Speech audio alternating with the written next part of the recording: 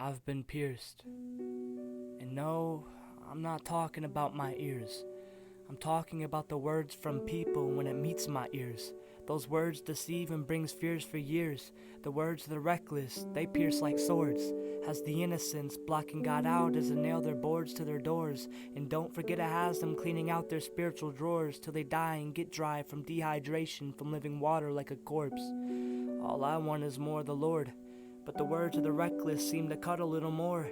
It seems to get satisfaction of bruising my heart till my soul becomes sore. Looks as if they're happy like they just scored. And 75% of the time it's so-called Christians that stab me with the two-edged sword. The only sword that should be on your belt buckle's the sword of the Spirit. Words that prosper my life when I hear it. Not words that slash my soul into pieces when I get near them. Not words that make me want to avoid you as I go into sixth gear when I'm steering. But words that let me know when I feel alone I have an army cheering. Not words that have the intention to stir up fearing. Definitely not words that have the intention of spearing my side just to see if I bleed. Your answer's written on these pages. I bleed black ink. I have a mixture of wordplay and metaphors every time that you blink. And on average, you blink 27 times while I read 23 lines. Prove me if I'm wrong. You won't, because I have an adequate mind. I do research every line to write accurate rhymes. But my best isn't good enough half of the time.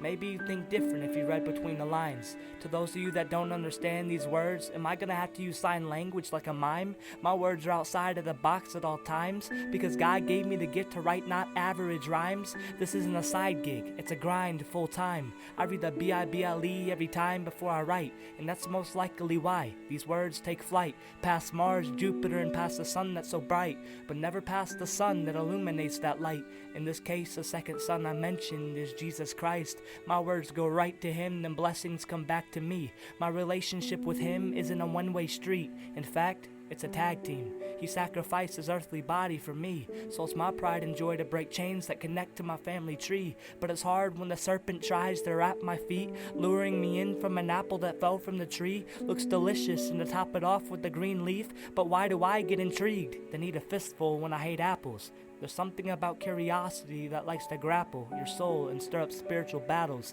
Maybe it's that bittersweet taste that you get on that bumpy road that's traveled. But meanwhile, I hear God shouting, walk the road less traveled.